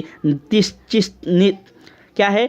तीस्ता नदी जो है यह आपका सिक्किम का मुख्य नदी है, याद रखिएगा। ठीक है, अगर बात की जाए यह तो साथियों सिक्किम की मुख्य नदी तीस्ता है, जो कि ब्रह्मपुत्र की सहायक नदी है। यह भी आप सबसे याद रखना होगा, पूछ दिया जाएगा आपसे। अगर बात करें हम आगे तो कहता है निम्नलिखित में से कौन सा महासागरों के संदर्भ में सही है? अब बात करें इसमें से कौन सा सही है तो यहाँ ध्यान दीजिएगा। इसका राइट आंसर हो जाएगा साथियों आपका ऑप्शन नंबर ए। ये महासागर आपस में एक दूसरे से जुड़ते हैं, याद रखेंगे। महासागरीय जल लगातार सक्रिय रहता है और लहरों, धाराओं, ज्वार के रूप में गतिमान रहता है। इसको भी याद रखिएगा आप सब, क्योंकि महासागर है भाई, और महासागर है तो उसमें लहर, गति, ये सब क्या होता है? हमेशा बना रहता है। इसको आपको भूलना नहीं चाहिए। चलिए हम बात करें अगर आगे तो ध्यान दीजिएगा। आपको यहाँ एक सेकेंड साथियों, चलिए आगे हम बात करते हैं। तो यहाँ ध्यान दीजिएगा आपका क्वेश्चन नंबर हम आगे बात करें तो इसका राइट आंसर हो जाएगा आपका साथियों क्वेश्चन नंबर 16 की अगर बात करें तो इसका राइट आंसर होगा शेरशाह का मकबरा किस शहर में है? शेरशाह का जो मकबरा है साथियों यह आपका सासाराम में है, सासाराम में है, जो कि बहुत इंपॉर्टेंट है, इसको याद रखिएगा। ठीक है, बहुत इंपॉर्टेंट है। थोड़ा सा यहाँ पे शेरशाह के बारे में याद रखेंगे साथी, क्योंकि शेरशाह जो कि है बिहार के संदर्भ में, बिहार से जुड़े हुए हैं, इसलिए उम्मीद है कि इनके बारे में पूछा जा सकता है। चलिए बात करते हैं शेरशाह के बारे में। तो शेरशाह का जो साथियों बचपन का नाम था, इनका बचपन का नाम क्या था? फरीद था, याद रखेंगे। ठीक है, इनका जन्म कब हुआ था? तो 1472 ईस्वी में हुआ था, याद रखेंगे। और यह साथियों क्या थे? तो यह साथियों बात की जाए इनकी मृत्यु की तो इनका मृत्यु कब हुआ था? तो 1545 ईस्वी में हुआ था। ठीक है, 1545 ईस्वी में हुआ था। और शेरशाह का मकबरा आपको बता दिया गया है सासाराम के रोहतास जिला में है। ठीक है, अगर बात की जाए इनके बारे में तो और भी बहुत सारे इनके बारे में कथन है साथियों। शेरशाह को शेर खां के नाम से भी जाना जाता था, तो यह भी याद रखेंगे। बचपन में साथियों इनका फरीद नाम था, बचपन में यह एक शेर को मार देते हैं, इसलिए इनको शेर खां के नाम से जाना जाने लगा था उस दिन से। ठीक है, तो ये सभी बात आप लोग याद रखेंगे। जब हम लेक्चर लेंगे पूरा आपका साथियों तो बहुत अच्छा ढंग से आपको पढ़ाया जाएगा, बहुत अच्छा ढंग से पढ़ाया जाएगा। इस बार थोड़ा सा समय नहीं मिला है, इसलिए आपको जल्दी जल्दी हम प्रैक्टिस सेट करवा रहे हैं। नेक्स्ट जो बैच होगा उसको बहुत अच्छे ढंग से हम करवाएंगे। अब बस 2 महीना बचा हुआ है, अगर 2 महीना में आपका सिलेबस करवाते हैं तो कभी भी पूरा नहीं हो पाता, इसलिए हम स्टार्ट ही नहीं किए हैं। ठीक है, अगर बात करते हैं नेक्स्ट क्वेश्चन की, ध्यान दीजिएगा। कहता है सौर कुकर की दीवार किस रंग की होती है? बता दें साथियों यह जो प्रश्न है सेम टू सेम दम प्रश्न आपका बिहार बोर्ड जो कि BTBC का बुक आपका साइंस में क्या है क्लास 6 और क्लास 5 में आपको पढ़ने को मिलेगा। ठीक है, सौर के करके जो दीवार है किस रंग की होती है, यह बात आप लोग को वहाँ पे पढ़ने को मिलेगा। तो इसका राइट आंसर जो होगा वो आपका कौन सा होगा? तो याद रखेंगे काला। क्या होगा? काला होगा साथियों। सौर कुकर प्रकाश ऊर्जा पर आधारित होती है और यह सूर्य के प्रकाश से आने वाली ऊर्जा को कार्य करती है, इसलिए इसका रंग जो होगा यह काला रंग का होता है और ऊष्मा का अवशोषण अधिक करता है, इसलिए सौर कुकर का दीवार भी काले हो जाते हैं। उसके हम बात करें अगर आगे तो कहता है समुद्र मार्ग से विश्व का चक्कर लगाने वाला प्रथम व्यक्ति कौन था। समुद्र मार्ग से इंपॉर्टेंट है, एक सेकेंड, विश्व का चक्कर लगाने वाला बोला जा रहा है। तो याद रखिएगा साथियों, इसका राइट आंसर हो जाएगा आपका कौन, तो आपका हो जाएगा ऑप्शन नंबर 3 मैगलन। ठीक है, मैगलन जो थे साथियों, यह इनके बारे में अगर बात की जाए तो याद रखेंगे समुद्र मार्ग में विश्व का सबसे ज़्यादा चक्कर लगाने वाला प्रथम व्यक्ति पुर्तगाली नाविक फ्रांडिड मैगलन थे। और याद रखेंगे यह वास्को डी गामा जो है साथियों, यह का 1458 में, लिखेंगे सही, 1458 ईस्वी में भारत आता है। और इसी के साथ साथियों कहा जाता है कि भारत का खोज हुआ था। वास्तविक में भारत का खोज नहीं होता है, भारत ऐसा कोई चीज़ नहीं है जो कहीं खो जाएगा। बस यह कहा जाता है कि जब यूरोपीय के द्वारा व्यापार का संबंध टूट गया था तब समुद्री मार्ग का खोज किया गया था। और इस संदर्भ में वास्को डी गामा समुद्री मार्ग का खोज करता है भारत का रिलेशन के साथ। और यहाँ से फिर भारत का आगमन हो जाता है, जिसमें आपका पुर्तगाली कंपनी आती है, डच कंपनी आती है, फ्रांसीसी कंपनी आती है, आपका साथियों इंग्लैंड की आपका जो ईस्ट इंडिया कंपनी है, ये सभी आती है और भारत में व्यापार प्रारंभ हो जाता है, भारत को लूटना प्रारंभ हो जाता है। इस प्रकार से याद रखेंगे। ठीक है, चलिए बात करें हम आगे तो कहता है नीचे दिए गए कथनों पर विचार करें और कूट की सहायता से उसका सही उत्तर चयन करिए। चलिए हम लोग कूट की सहायता से समझ लेते हैं क्या कह रहा है कूट। तो इसका राइट आंसर जो होगा वह साथी क्या होगा, आपका ऑप्शन नंबर 4 इसका हो जाएगा राइट आंसर, सी और डी। चलिए सी और डी पे ध्यान देंगे तो सी कह रहा है प्रत्येक 1 डिग्री देशांतर के लिए साथियों स्थानीय समय में 4 मीटर का अंतर होता है, जो कि सत्य है बिल्कुल। उसके बाद आपका बड़े देश जिनका विस्तार उत्तर से दक्षिण की ओर बहुत अधिक होता है, वहाँ पूरे देश का मानक समय एक ही समान होता है, यह भी कथन सत्य है। इसको आप लोग बिल्कुल भी मत भूलिएगा, याद रखेंगे। बात की जाए थोड़ा सा यहाँ पे और भी डिटेल में तो याद रखेंगे कि ज़मीन का ऐसा क्षेत्र जो पूरी तरह से पानी से घिरा हो उसको हम क्या कहेंगे, द्वीप कहेंगे। जैसे अपना भारत है, ठीक है, तो भारत ऊपर में जो है उत्तर में यह क्या है, तो स्थल है। ठीक है, यह ऊपर में पूरा पर्वत है और स्थल है, आपको पता होना चाहिए। वहीं अगर हम दक्षिण भारत में चल जाए साथी तो यहाँ पे आप महाराष्ट्र, गोवा, गुजरात ये सभी इसको देखेंगे, तमिलनाडु ये सब तो ये सब क्या है, समुद्री है, समुद्र है।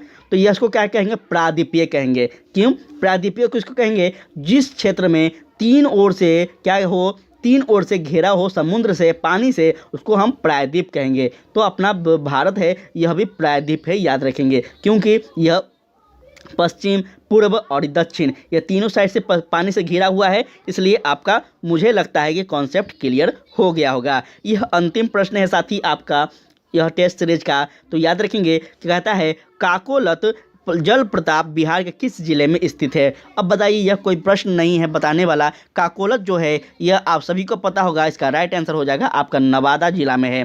ठीक है, आप सब गाना भी सुने होंगे कि काकोलत का गाना भी एक है, तो आप सब सुने होंगे उस गाने को, तो आप सब इसको आंसर को सही कर लीजिएगा। ठीक है, यह आपका बहुत ही इंपॉर्टेंट है, इसको याद रखेंगे। और इसी के साथ आपका साथियों होता है समाप्त जीएस का क्वेश्चन। अब हम जल्दी जल्दी मैथ और रीडिंग का क्वेश्चन पे चलते हैं, फिर आपको यह पीडीएफ टेलीग्राम पे सेंड कर दिया जाएगा। हम क्वेश्चन को बताते चलेंगे साथी, आप लोग आंसर को लगाते चलिएगा और हम पीडीएफ आपको सेंड कर देंगे। आप लोग क्वेश्चन को बनाइएगा, मैथ और रीजनिंग वाले जितने प्रश्न हैं उसको बनाइएगा, सही कीजिएगा। और हम एक ग्रुप बनाए हैं टेलीग्राम पे, वहाँ पे आप लोग आंसर को, क्वेश्चन को सॉल्व कर कर आंसर सेंड कीजिएगा, हम चेक भी कर ले चलेंगे, ताकि आपका तैयारी किस प्रकार से है यह भी आपको पता चलते रहे। तो सबसे पहला जो क्वेश्चन कह रहा है आपके समक्ष, इसका जो आंसर होगा यह आपका साथियों ऑप्शन नंबर 3 हो जाएगा। ठीक है, क्वेश्चन नंबर अगर 2 की बात की जाए तो इसका आपका आंसर 4 हो जाएगा। हम जल्दी जल्दी आपका फटाफट आंसर बताते चलते हैं मैथ रीजनिंग का, आप लोग टिक लगाते चलिएगा। और आप लोग बताइए कि आप लोग का जो जीएस हम पढ़ा है इसमें आप लोग कितना स्कोर किए हैं, कमेंट बॉक्स में अपना अपना स्कोर बताइए, ताकि हम कल के क्लास में आप सभी का नाम ले सकें। ठीक है, क्वेश्चन नंबर 3 की बात की जाए तो इसका आंसर आपका 4 होगा। क्वेश्चन नंबर 4 की अगर बात की जाए तो इसका आंसर आपका साथियों 1 होगा। 5 की अगर बात करें तो इसका आंसर आपका क्या होगा, इसका आंसर साथियों आपका 1 होगा। 6 की अगर बात करें तो इसका आंसर आपका ऑप्शन नंबर 2 होगा। 7 की बात करें तो इसका ऑप्शन नंबर आपका 4 होगा। अगर 8 की बात करें तो इसका आपका 1 होगा। अगर 9 की हम बात करें तो यहाँ ध्यान दीजिएगा, 9 का आपका ऑप्शन नंबर साथियों 4 होगा। 10 की बात करें तो इसका ऑप्शन नंबर 2 होगा। 11 की अगर बात करें हम तो 11 का आपका ऑप्शन नंबर साथियों आपका ऑप्शन नंबर 2 होगा। 12 की बात करें तो इसका ऑप्शन नंबर आपका 2 होगा। साथियों ये जितना भी है बहुत इंपॉर्टेंट है, तो आपसे विनती है कि आप टेलीग्राम को ज्वाइन कर लीजिएगा, पीडीएफ को वहाँ से ले लीजिएगा और आप लोग क्वेश्चन को ज़रूर बनाइएगा। क्योंकि देखिए हम इसको क्यों नहीं बना पा रहे हैं, क्योंकि यह अभ्यास का चीज़ है। आप जितना ज़्यादा खुद से बनाइएगा उतना ज़्यादा प्रेपर हो पाइएगा। जी के जीएस नहीं है, क्योंकि ऑप्शन आपको बता दें आप रट्टा मार लीजिएगा। यह अभ्यास का चीज़ है और अभ्यास आपको करना पड़ेगा। ठीक है, चलिए बात करते हैं हम आगे। तो 13 नंबर जो क्वेश्चन है इसका राइट आंसर होगा आपका ऑप्शन नंबर 4। 14 नंबर का जो है यह आपका ऑप्शन नंबर 2 होगा। 15 नंबर की अगर बात करें तो इसका राइट आंसर होगा आपका ऑप्शन नंबर 3। और 16 की बात करें तो इसका राइट आंसर होगा 1। साथियों अगर बात करें 17 नंबर की, तो यहाँ चलिए हम देखते हैं 17 नंबर पे। तो 17 नंबर का जो आंसर होगा यह आपका हो जाएगा ऑप्शन नंबर 1। 18 का जो आंसर होगा आपका ऑप्शन नंबर 3। अगर बात करें 19 का, तो 19 का जो आंसर होगा यह आपका हो जाएगा साथियों ऑप्शन नंबर 3। 20 की अगर बात करें तो इसका ऑप्शन 3। 21 की अगर बात करें तो इसका ऑप्शन नंबर, यहाँ ध्यान दीजिएगा, 21 की अगर बात करें हम तो 21 का क्या होगा आपका ऑप्शन नंबर 2। अगर 22 की बात करें तो इसका ऑप्शन 3। 23 की अगर हम बात करें तो यहाँ पे ऑप्शन नंबर 4 हो जाएगा। ठीक है, आगे हम बढ़ते हैं तो 24 नंबर क्वेश्चन की ओर हम बढ़ रहे हैं। यहाँ ध्यान दीजिएगा आप सभी लोग, ध्यान दीजिएगा साथी। 24 नंबर प्रश्न का जो आंसर हो जाएगा इसका राइट आंसर हो जाएगा आपका ऑप्शन नंबर 3। 25 नंबर पे हम पहुंचते हैं तो 25 नंबर का जो आपका आंसर हो जाएगा यह आपका हो जाएगा क्वेश्चन नंबर साथियों 25 का आंसर आपका ऑप्शन ए। 26 का आपका हो जाएगा ऑप्शन नंबर 3। 27 का हो जाएगा आपका 3। 28 का हो जाएगा आपका 3। 29 का हो जाएगा आपका 4।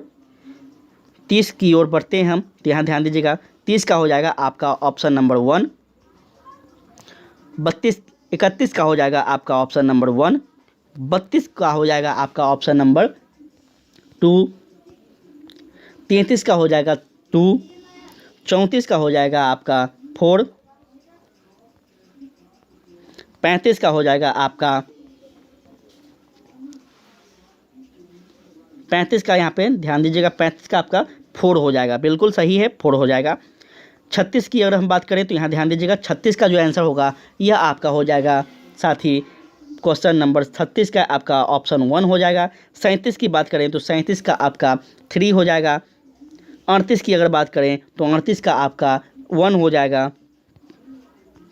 39 की बात करें तो 39 का आपका साथियों क्या हो जाएगा, 39 का आपका 4 हो जाएगा। और इसी प्रकार से आपका 40 नंबर जो कि अंतिम है इसका आंसर हो जाएगा आपका 1। ठीक है, तो ये साथियों आपका प्रैक्टिस सेट नंबर 1 होता है 2 होता है समाप्त। 1 अपलोड कर दिया गया है और रुकमनी का भी अपलोड हो रहा है। तो आपसे विनती है कि आप लोग ज़रूर देखिए, अच्छा लगे तो शेयर कीजिए, कमेंट कीजिए, चैनल को अधिक से अधिक शेयर करें साथी। अधिक से अधिक आप सभी का यह टास्क है, हमारा जो टास्क है आप सभी को बेहतर क्वेश्चन देना, बेहतर तैयारी करवाना। आपका भी टास्क है कि थोड़ा सा आप लोग कोशिश कीजिए कि अपना परिवार बड़ा हो सके, कि जल्द से जल्द हम आपके सामने लाइव आ सकें, आपके सामने हम और भी अच्छे ढंग से पढ़ा सके, आपके पूरा टीम बनकर हम पढ़ा सके, बहुत अच्छा सिलेबस बनाकर पढ़ा सके। तो आप लोग कोशिश कीजिए, जब आप ज़्यादा संख्या में यहाँ लोगों को लाएंगे तभी हम ये सभी चीज़ आपके लिए कर पाएंगे।